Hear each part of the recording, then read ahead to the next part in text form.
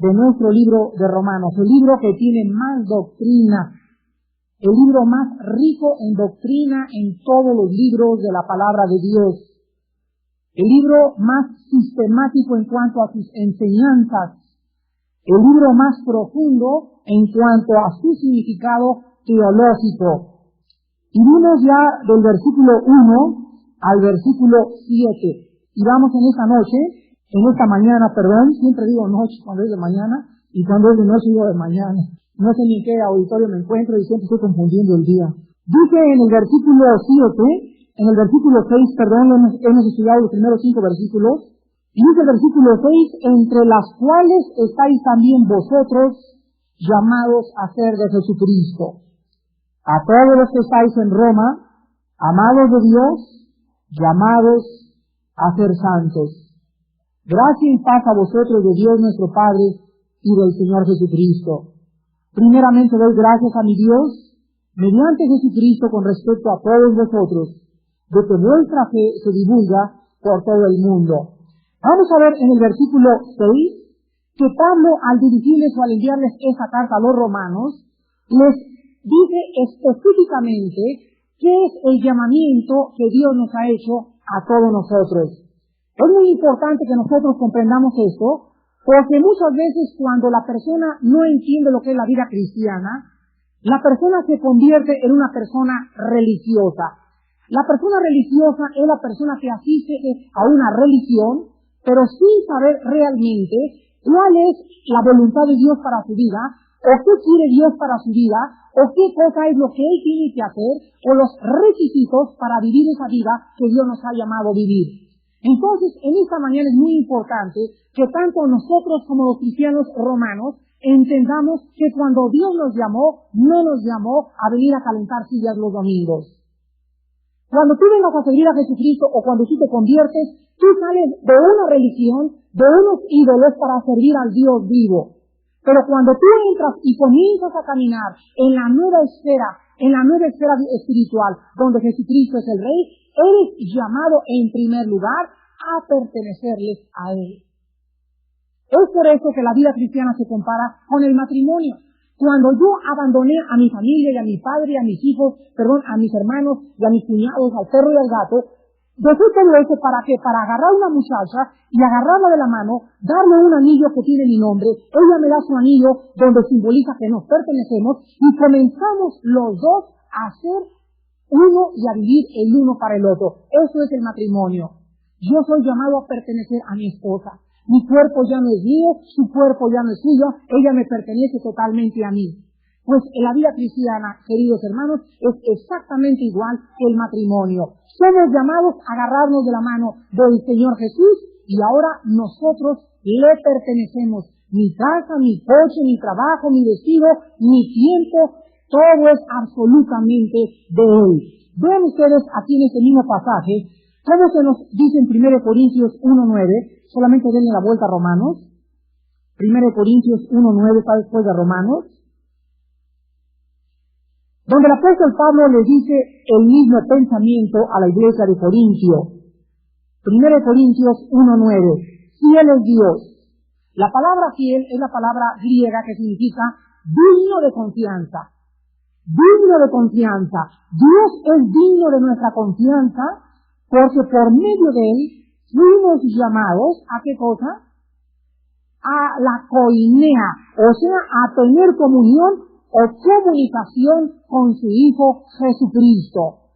¿Qué significa entonces ser llamados a pertenecer a Jesucristo? Significa que hemos sido llamados a platicar todos los días con Él. ¿Y cuántos cristianos han entendido ese llamado? ¿Cuántos cristianos tienen 3 o 4 días que no platican con el Hijo de Dios en oración en la mañana? ¿Cuántos cristianos tienen 3 o 4 días que no platican con Jesucristo o que no tienen comunión con Él porque tienen 4 o 5 días que no leen las Escrituras? ¿Cuántos cristianos solamente el domingo abren la Biblia aquí en la iglesia? Es que no han entendido a qué fuimos llamados. Hemos sido llamados a tener comunión con Él.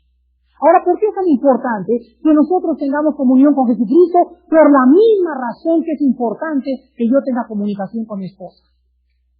Un matrimonio que no tiene comunicación es un matrimonio donde se levantan barreras insondables para poder frecuentarse y poder expresar cada uno sus sentimientos. ¿Se imaginan que tengamos mi esposa y yo solamente 1 hora de comunicación a la semana?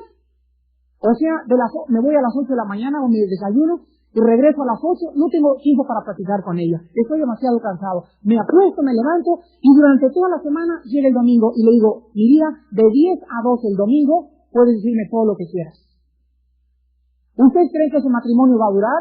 Un matrimonio que no haya entendido que la comunicación entre los dos es indispensable, que necesitamos irnos con nuestra esposa un jueves en la noche, llévatela un café, llévatela a Vips, véanse a los ojos los dos, a ver qué cosa, sácala de los hijos, sácala de la lavadora, sácala del trajín de vida y comienza a preguntarle qué quiere ella expresarte, qué siente de ti. Tiene 15 días tu esposa que te quiere decir que has tenido cabeza y calabaza en los últimos 15 días. Tu esposa te quiere decir que no tienes tiempo para ella, o que está cansada, que está aburrida, ella quiere irse de vacaciones, pero tú no tienes tiempo de escucharla. Tu matrimonio no va a durar, porque hemos sido llamados a tener comunión con nuestras esposas. ¿Hace cuánto que Cristo quiere hablar a tu vida que no andes con esa muchacha con la cual estás andando? ¿Hace cuánto Cristo quiere decirte que no debes entrar en el negocio que estás entrando? Pero el problema está que no tienes tiempo para escucharlo. Y entonces comenzamos a dar pasos equivocados en la vida cristiana porque no hemos entendido que fuimos llamados a tener comunión con el Hijo de Dios. Eso es lo que Pablo quiere recordarles a los romanos y es por eso que se hace tanto énfasis en esta pertenencia. Vean ustedes Santiago capítulo 4, versículos del 4 al 5. Y dice la Biblia, oh almas adúlteras. ¿Que algunos cristianos andarán con otras mujeres? ¿Se referirá a eso? No. ¿No sabéis que la amistad del mundo es enemistad contra Dios? Cualquiera pues que quiera ser amigo del mundo se constituye, ¿qué cosa? ¿O pensáis que la Escritura dice en vano, el Espíritu que la ha hecho morar en vosotros nos anhela celosamente?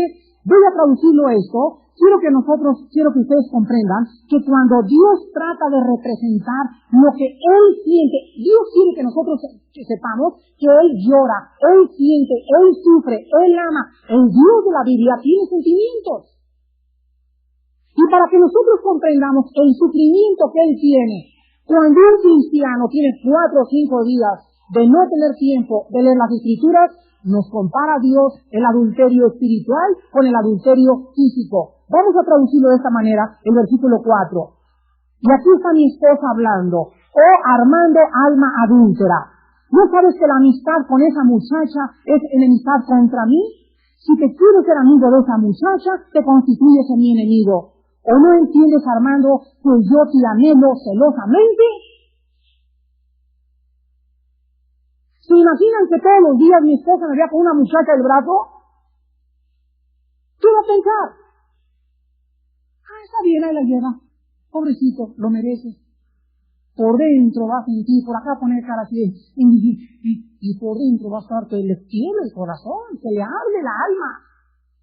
¿Cómo es posible que una mujer pueda sentirse tranquila cuando ve a su esposo con las secretarias del brazo entrando a la oficina? ¿Se imaginan ustedes? Pues Dios nos dice que así como podemos físicamente serles infiel a nuestras esposas, nosotros al irnos con el mundo, a las discos y a las películas no aptas y a las cosas que nos apartan de su lejanía, estamos diciéndolo a Dios, estoy engañándote y te estoy poniendo los cuernos, Señor, me estoy yendo con el mundo. Y dice la Biblia, cualquiera de ustedes que no ha entendido esto, no es mi amigo, es mi enemigo.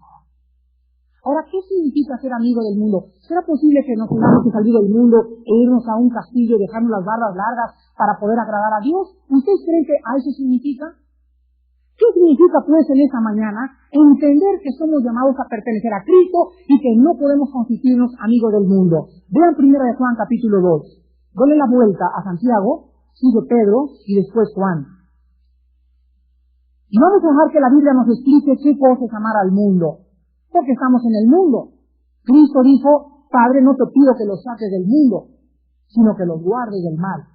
He aquí os envío al mundo como ovejas en medio de lobos. Entonces vamos a ponernos en esta mañana en esta situación. Este es el mundo. Y nosotros tenemos que pasar por el mundo. Pero al mismo tiempo que pasamos por el mundo, Dios nos dice, no hagan relaciones con el mundo. Pasen por el mundo, pero no manchen sus ropas.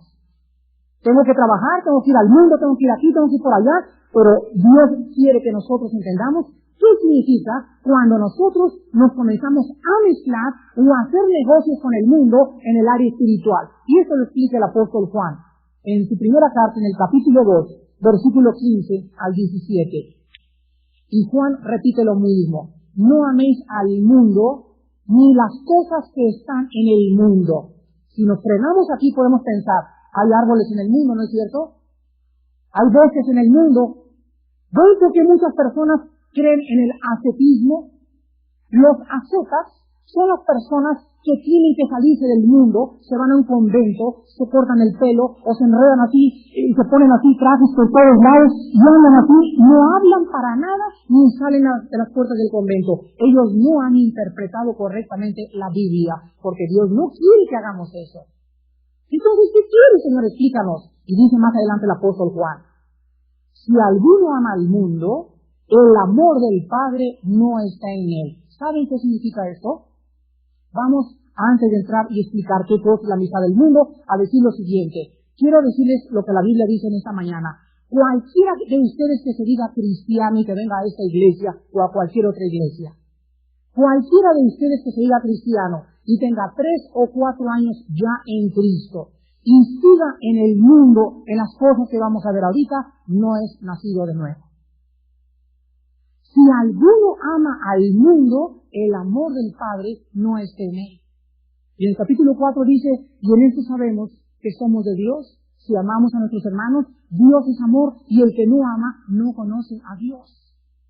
Entonces Juan nos dice que cualquier persona que se diga cristiana y siga todavía en el mundo, no es nacida de nuevo. Y dice el versículo 16, explicándonos qué cosa es amar al mundo.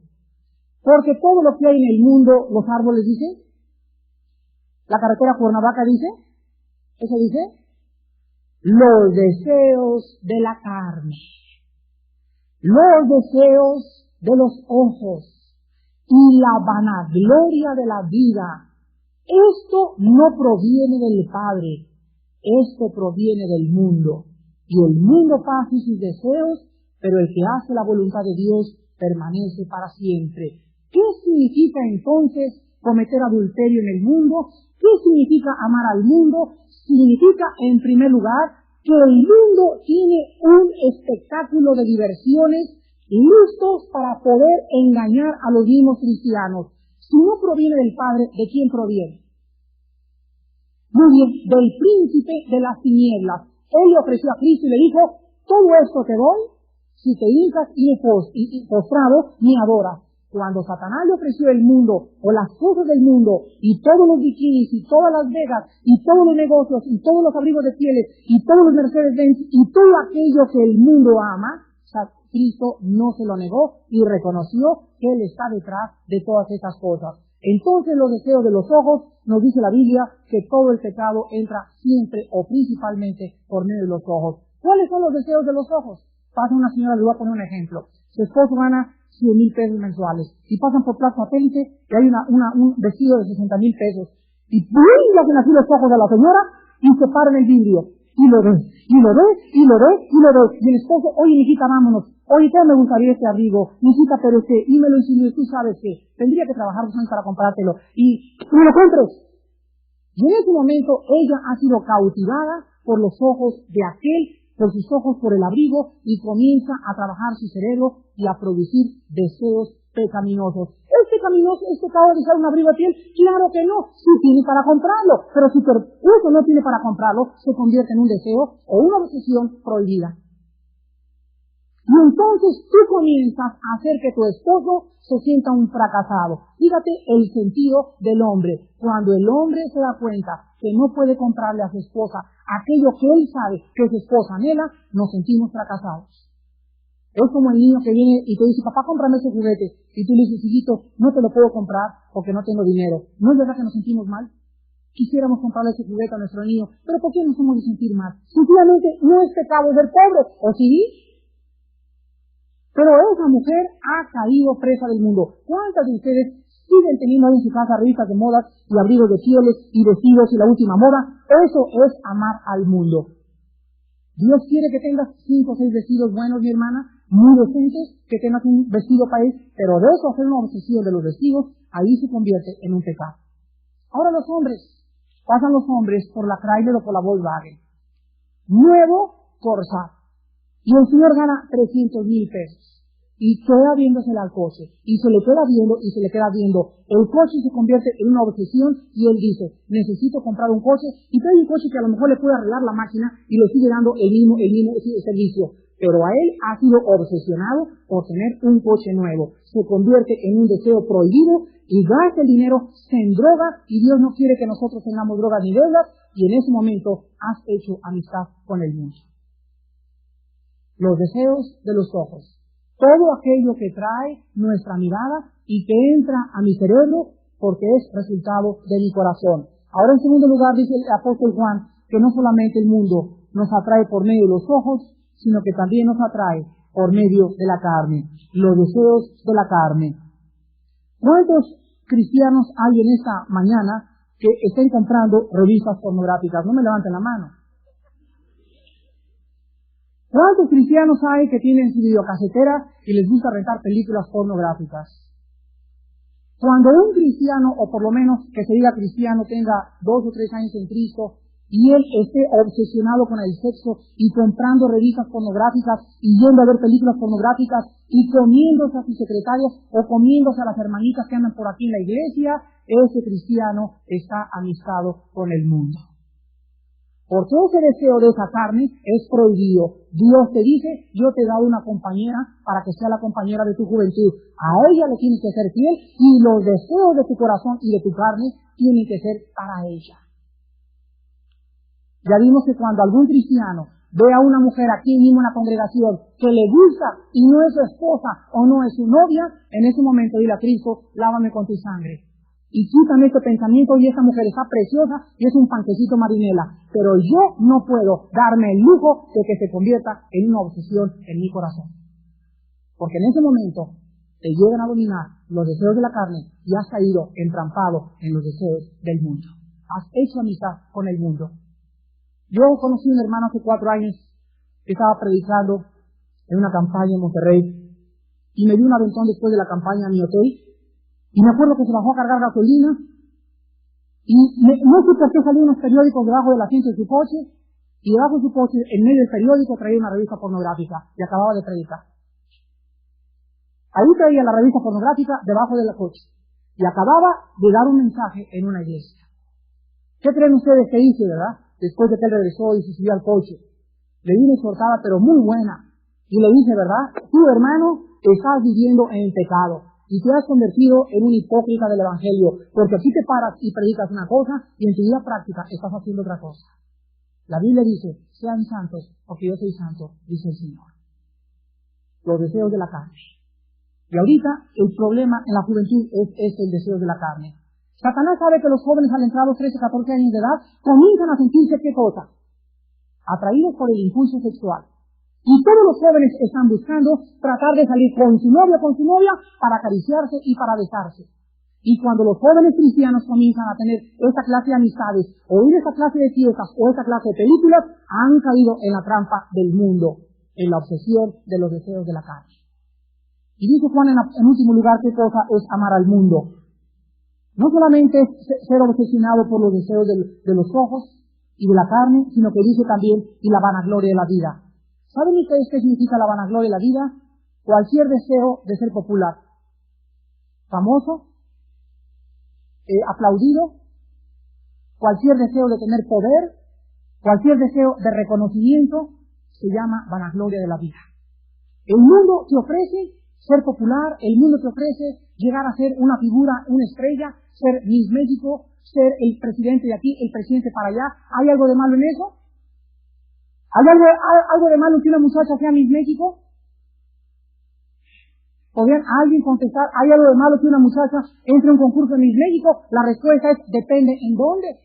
Si tú entras aquí en México, te caracterizan o inmediatamente te sellan y te ponen 50 pesos el kilo de aguayón.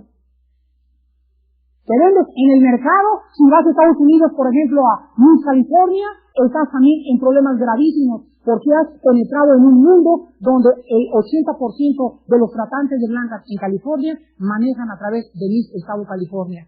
Ahí ven ustedes la última Miss América, la morenita esa, que se retrató en la revista pornográfica Penthouse en Estados Unidos y le quitaron el título de Miss América por haberse retratado en una revista pornográfica. Ahí acaban todas las que desean ser bonitas y ser aplaudidas por el mundo. ¿Cuántos de ustedes en esta iglesia tienen deseos de reconocimiento? Oye, ya tengo 10 años trabajando en esta iglesia y nadie se fija en mí, nadie me reconoce, no me han dado ningún regalo. Porque si tú sigues deseando el reconocimiento de la iglesia, no mereces estar al frente de diácono, ni de anciano, ni de servidor de Cristo. Cualquier hombre que quiera ser famoso o popular y que tenga en su corazón el deseo de ser famoso y popular es un deseo pecaminoso. Porque el que quiera ser el más grande de todos, sea el último y conviértase en siervo de los demás. Ahí estaba el Hijo de Dios, listo a ser entregado en la cruz del Calvario, y llega la mamá de Cefas, con los dos políticos, otro del PRI y el otro del PAN, y se le pone uno de cada lado, y le dice la mamá al Señor Jesucristo: por favor, Señor, acuérdate de darle un hueso a mis hijos cuando estés allá en el PRI. ¿Y qué les contestó Cristo? Ustedes no saben lo que piden, porque el que quiera realmente ser más grande, sea como el que sirve. Eso no puede ser así entre ustedes, hijos míos. ¿Cómo es posible entonces que un cristiano de 3 o 4 años siga teniendo el deseo de ser popular y el deseo de ser famoso? Yo he corrido en mi vida cristiana, comencé a predicar en 1978, y aproximadamente en 7 años que tengo de recorrer casi toda la República Dominicana, Estados Unidos, Canadá y Centroamérica, me he encontrado a grandes hombres de Dios que predicaron conmigo en una cruzada hace 4 o 5 años o 3 años y ahora me traen las noticias. Fíjate, ¿te acuerdas de ese hermano? Sí. ¿Y te acuerdas cómo lo está usando Dios? Pues ¿sabes en dónde está? Dejó a su esposo y se fue con otra mujer. ¿O sabes qué? Se llevó todo el dinero de la iglesia. O se llevó las ofrendas para el templo que estaban construyendo. O pasó eso o pasó aquello. Hombres que Dios comenzaba a usar y que cayeron en los deseos de la carne y en la vanagloria de la vida. Me encuentro también en las reuniones que hay cantidad de personas que adoran o anhelan estar aquí parados, como decía el hermano José Martín. No pase aquí nadie que desea jactarse a sí mismo. Cualquiera que pase aquí enfrente para que la gente vea sus aplatos de Shell. Yo he visto muchachos que pasan acá, ¿verdad? Y hermanitos, ¿cómo están, verdad? Y le comienzan a hacer aquí. Hermanos, ¿verdad? Pues sí, hermanitos, como le estaba diciendo, ¿no? Y ¿se dan cuenta cómo esas exageraciones nos dicen que hay del corazón? Cuando nosotros pasamos a cantar o a bailar o a predicar o a hacer lo que tú vayas a hacer aquí enfrente, en tu corazón no puede existir absolutamente ningún motivo equivocado para que la gloria sea toda de Jesucristo. Ahora enseguida regresamos a Romanos. Dice el apóstol Pablo: no solamente hemos sido llamados a ser de Jesucristo, sino que en el versículo 7 dice: a todos los que estáis en Roma, amados de Dios, hay otro llamamiento: llamados a ser santos. Gracia y paz a vosotros de Dios nuestro Padre y del Señor Jesucristo. La palabra santo no significa bueno. La palabra santo no significa mejor que los demás. Cuando alguien venga y te pregunte: ¿tú eres un santo?, tú le vas a contestar: sí, yo soy un santo, porque en el momento que recibí a Cristo, Él ha entrado a mi vida y el hecho de su presencia en mi vida me hace diferente de los demás. Pero no soy mejor que tú, ni soy más bueno que tú. Cristo dijo: a nadie llamáis bueno, más que al Padre que está en los cielos. Entonces, ¿cuál es la diferencia entre nosotros y los no cristianos? Si no somos mejores que ellos, ni tampoco más buenos que ellos. La diferencia estriba en que nosotros vive el Espíritu de Dios. Miren, hermanos, el mundo está de este lado y yo estaba de este lado. Hace 10 años vino Dios y entró a mi vida y dije: Señor, sácame de este basurero. Y dice Colosenses: me trasladó, me elevó y me puso y me colocó en otra esfera, separado del mundo. Estoy en el mundo, pero hay algo que me diferencia entre lo del mundo y yo. Yo tengo su Espíritu Santo y esto me hace ser santo. ¿Se acuerdan ustedes cuando Moisés caminaba por el desierto? Oyó una voz en una zarza que le decía: acércate, Moisés. Venía Moisés con sus guarachos de chiconcuac, todos así, con los Debe salirlos y la voz le dice, quítatelos. Hoy sí cuando están muy feos, ¿verdad? Quítatelos. Y creyó Moisés realmente, me imagino, que pues el suelo estaba bonito y con sus guaraches cochinos iba a contaminar la tierra. Pero la voz le dijo, quítate tus sandalias, porque estás pisando tierra santa. En otras palabras, Dios nos dice cuando nos llama a ser santos, cuando caminen conmigo y comiencen a caminar conmigo, quiero que se quiten de ustedes cualquier inmundicia que tengan, porque yo soy luz y no hay tinieblas en mí. Y cualquiera de ustedes que quiera caminar conmigo y no sea santo en toda su manera de vivir, no ha entendido que no puede caminar conmigo. Vean 1 de Pedro capítulo 1. Antes de leer, mientras se encuentran 1 de Pedro capítulo 1, quiero hacerles una pregunta. Moisés en el desierto de la zarza y la voz y el fuego, pero al mismo tiempo había 500 zarzas igual a esa, ¿no es verdad? Pero, ¿qué hacía esa zarza en ese momento diferentes de todas las demás? ¿La zarza era diferente a las otras 500 que había en el desierto? Era la misma zarza. Pero en ese momento esa zarza, ¿por qué era diferente de todas las demás? Por la presencia de Jehová en ella. Nada más. La zarza era igual a todas las demás. Pero en ese momento, ella era diferente porque esa zarza entre todas las 500 la había escogido el Altísimo para postrarse en ella y ver un fuego que no se consumía y decirle a Moisés, Moisés, de la misma manera que yo he entrado a poseer esa zarza y esa zarza se convierte en diferente de las demás por mi sola presencia en ella, quiero que entiendan ustedes también en esta mañana que mi presencia en vosotros los hace diferentes, los hace santos de todas las demás personas. En 1 Pedro capítulo 1, versículo 14, dice la Biblia, como hijos obedientes, no os conforméis a los deseos que antes teníais, estando en vuestra ignorancia. O sea que antes éramos ignorantes de la santidad, ¿verdad?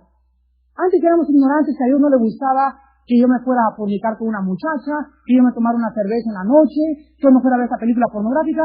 Realmente era ignorante. Bueno, pues sí, ¿verdad? Pero no me molestaba. Entonces, por esa ignorancia, Cristo pidió perdón desde la cruz. Perdónalos porque no saben lo que hacen. Pero a los que sabemos ya lo que estamos haciendo, dice el versículo 15, sino como aquel que os llamó es santo, ¿sois también vosotros santos en algunas cosas? En los domingos, en toda tu manera de vivir, desde que tú te levantas a rasurarte, te tienes que rasurar con santidad. Cuando tú entras al baño, tienes que ser santo en el baño.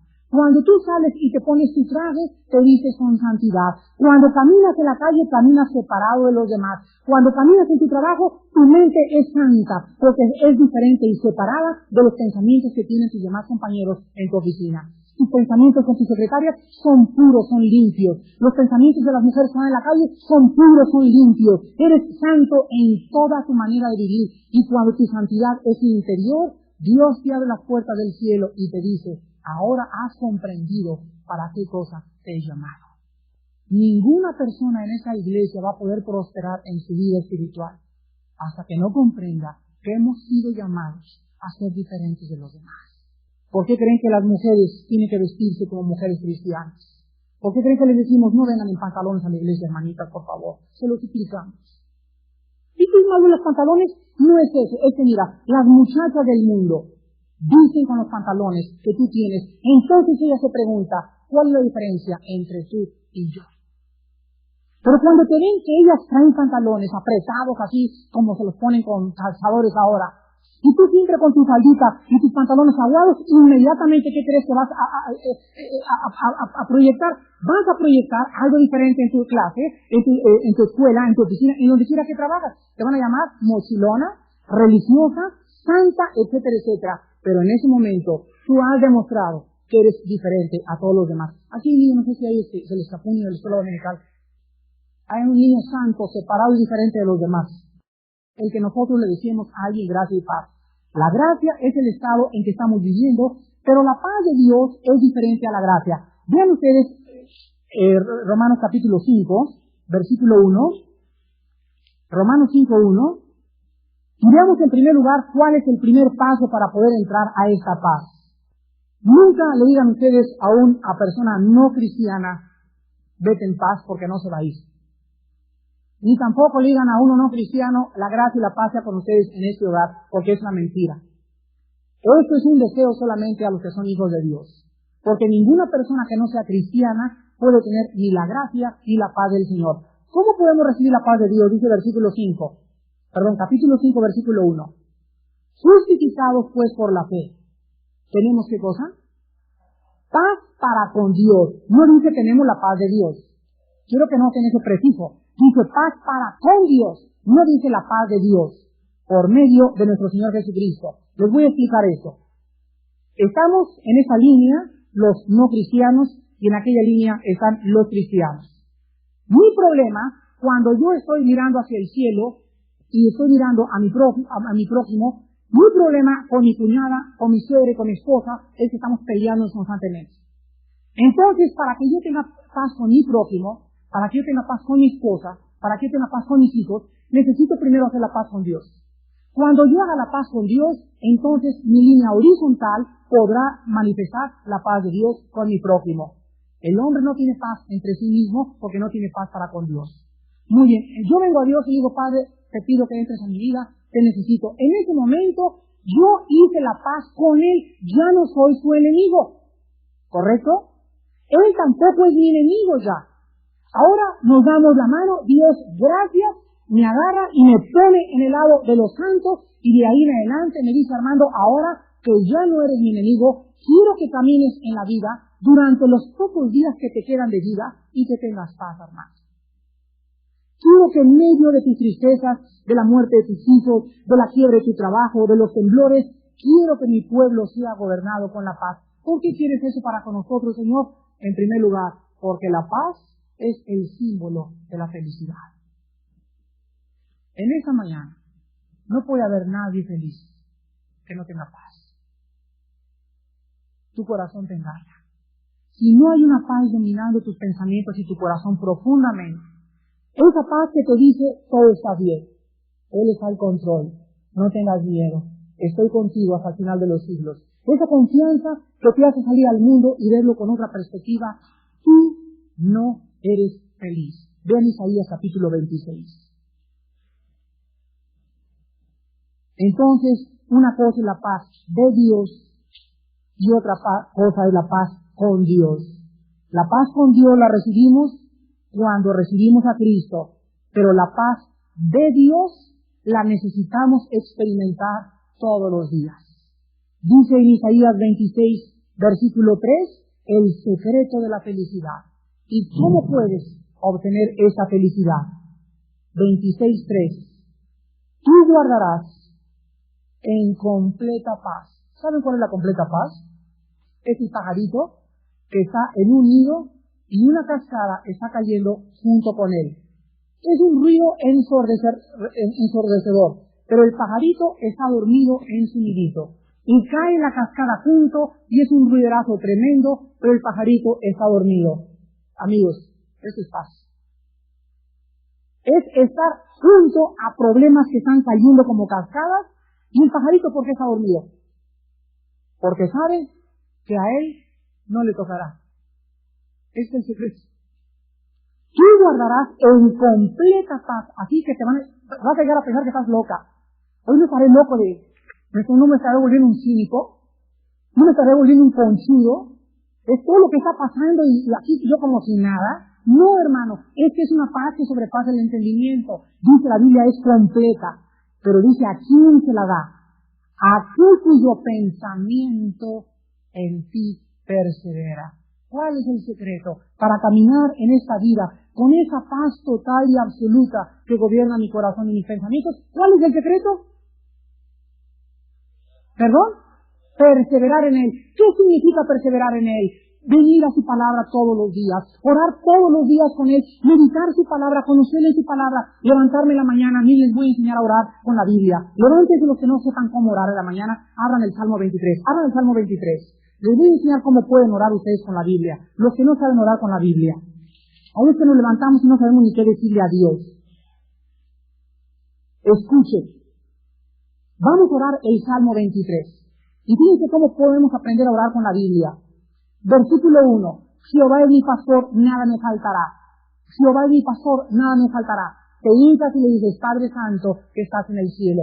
Gracias porque tú eres mi pastor. Gracias porque tú eres Jehová. Gracias porque nada me faltará. Oh Dios, hago firme esta promesa en mi corazón en esta mañana y te pido, Padre, que me protejas y me guardes porque tengo la seguridad que nada me faltará. Me asomo otra vez y veo el versículo 2. En lugares de delicados pastos me hará descansar. Vuelvo a cerrar mis ojos y digo, oh Dios, gracias porque tienes hoy un pasto lindo donde me voy a acostar. Oh Señor, estoy tan cansado. Hazme descansar de mis problemas. Tú me has prometido que como mi pastor, nada me faltará y me hará descansar en delicados pastos. Ayúdame a descansar. Abro mis ojos y veo otra vez. Junto a aguas de reposo me pastoreará. Me vuelvo a hincar otra vez. Gracias, Señor, porque me vas a pastorear junto a aguas de reposo. Aguas de reposo me hablan de algo que está calmado, cristalino. Oh Dios, mi alma tiene sed de ti. Y así comienzas cada versículo a orarlo en el Espíritu Santo.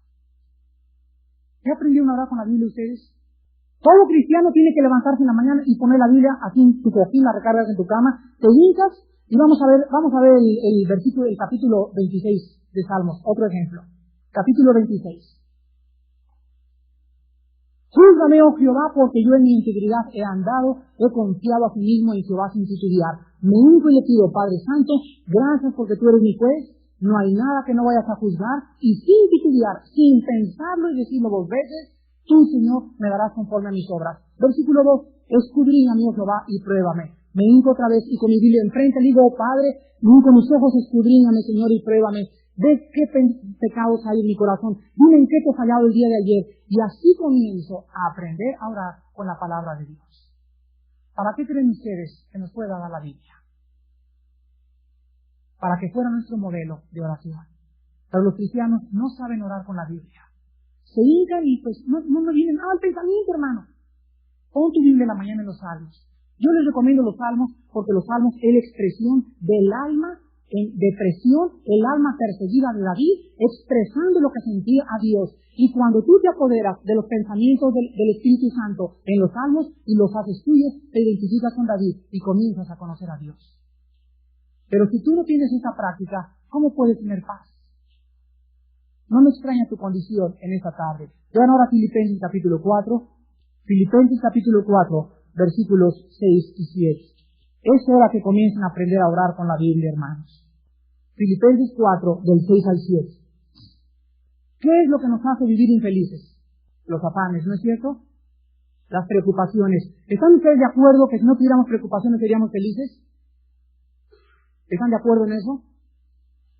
Esas veces que te has acostado en pie de la puesta en Acapulco con la puesta del sol, con tu coco y tu limonada, y la puesta del sol, y en ese momento, en sus vacaciones, no hay nada que te preocupe, estás pero feliz, quemadito y rascándote así la pancita, una brisa fresca, y comienzas a pensar, Dios mío, en 4 horas tengo que llegar a empacar y regresarme a México. La preocupación de regresarte a México ya te robó la paz y la felicidad en ese momento en la playa. Las preocupaciones o las ansiedades del mañana y de lo que vamos a enfrentar es un ladrón que nos roba la paz con Dios. Y comienza el versículo 6 de Filipenses diciéndonos, capítulo 4, por nada estéis afanosos. ¿Será posible vivir en esta vida en un mundo de afanes? Sí es posible. ¿Cómo? Sean conocidas vuestras peticiones delante de Dios en toda oración y ruego con acción de gracias. Y la paz de Dios, no la paz con Dios, la paz de Dios, que sobrepasa cualquier entendimiento, nadie puede imaginarse qué tremenda la paz de Dios, guardará vuestros corazones y vuestros pensamientos en Cristo Jesús. Escuchen muy bien lo que les voy a decir. Cuando en la vida de un ser humano no hay paz, es porque en primer lugar aquí hay algo que está fuera de orden. Hay pensamientos girando a 100 por hora. Y esos pensamientos girando aquí a 100 por hora hacen que tu corazón comience a ser así. Pum, pum, pum, pum, pum, pum, pum, pum, pum. Y sientes por dentro como angustia, desesperación. Y la desesperación del corazón es porque aquí en la mente no hay paz. Entonces, en el momento en que un cristiano sienta aquí eso que yo sentía casi todos los días de mi vida antes de ser cristiano, me levantaba y era una angustia, era algo que no sabía qué era, pero me voy a morir, y esto y el otro, y me va a engañar esa mujer, y mi novia, y era angustia, intranquilidades, esa infelicidad, esa miseria en la que vivíamos antes de ser cristianos. Ahora cuando regresa mi vida y comienza mi corazón a hacer pum, pum, pum, y comienza mi mente a agitarse, en ese momento caigo de rodillas y le digo, oh Dios Padre Todopoderoso, El Shaddai, mi vida no tiene paz. Señor, no entiendo qué me pasa. Tengo que hacer decisiones. Tengo que tomar decisiones con mis hijos, en mi trabajo, mi esposa, Padre. Yo sé que es difícil todo lo que voy a hacer, pero te pido, oh Dios, que me des tu paz. Dame tu paz antes que cualquier otra cosa, porque no quiero vivir en esa angustia. No quiero vivir lejos de ti. ¿Cuántos de ustedes ya aprendieron a tomarse este shot? Deja los Valiums y los Equanilis. Si han conocido sus peticiones delante de Dios, dile a Dios por qué no tienes paz. Dile, Señor, no tengo paz. Ahorita métete al baño, así acabando el servicio, y allí enciérrate en el baño y dile, Señor, no tengo paz. Mira cómo estoy. ¿Qué es lo que pasa en mi vida? Bien, Colosenses 3. ¿Por qué no tienes paz? En último lugar, dice Colosenses capítulo 3, versículo 15, y la paz de Dios gobierne vuestros corazones. Hermanos, ¿por qué no tenemos paz? ¿De acuerdo a ese versículo? Fíjense el propósito de Dios. El propósito de Dios es que su paz nos gobierne. ¿Están de acuerdo? Él quiere que seamos gobernados, dirigidos, controlados por la paz. Cuando yo en mi vida me levante y no tenga paz, ¿qué me está mostrando la falta de paz en mi corazón? Que no estoy siendo gobernado por el Espíritu Santo. Que hay un pecado en mi vida. Entonces la paz es una alarma. ¿Saben qué lo significa gobierne ahí en el griego? Significa árbitro. La paz de Dios iba como un árbitro dentro de ustedes. ¿Cómo? ¿Se paró el juego? ¿Algo pasó? Si no me hubiera tocado el silbato del árbitro.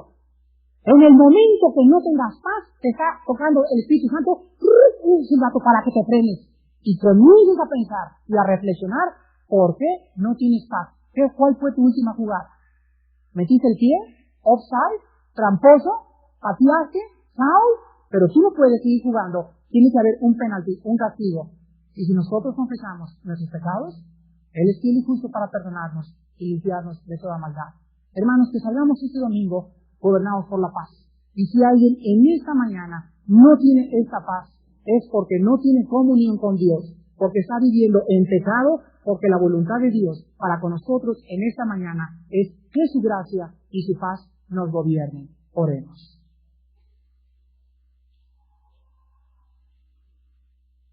Señor, queremos decirte en esta mañana que te amamos, porque tú nos amaste primero y que queremos aprender a conocerte porque hay miles de personas que tienen millones y millones de dólares y darían la mitad de su fortuna por tener un día de paz. Hay miles de personas que tienen todas sus necesidades materiales satisfechas, pero que en su hogar no hay paz, porque están enemistados contigo. Ahora nosotros que somos tus hijos y que hemos comprendido que debemos caminar gobernados por la paz, gracias por habernos mostrado en esta mañana que es porque tú quieres que seamos felices. Las preocupaciones indican falta de fe. La ansiedad indica falta de comunión contigo. Y la desesperación indica un pecado muy grave en nuestra vida. Perseguidos, pero no angustiados, atribulados, mas no desesperados, llevando siempre en nuestro cuerpo las señas y las marcas de Cristo, para que la vida actúe en nosotros y la muerte a través nuestra pueda manifestar el olor de santidad del Hijo de Dios. Oh Dios, enséñanos en esta mañana, antes de despedirnos, que si en nuestro corazón no hay paz absoluta de que todo está bien, de que debemos disfrutar este domingo sin preocuparnos de mañana al lunes. Cada día trae su afán, por favor. Cada día trae su afán. Esperen a que llegue mañana, porque mañana Dios nos dará otra nueva fuerza. Pero disfruta el día de hoy. Disfruta a tus hijos en ese día. Cómete esa cosa con ganas. Que te haga bien la digestión en este día. Dale gracias a Dios por el sol de hoy en la tarde.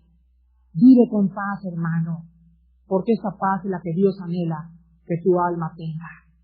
Gracias, Señor, porque la recibimos cuando recibimos a tu Hijo y la experimentamos cuando tenemos comunión contigo. Gracias, Señor, en el nombre de Cristo. Amén.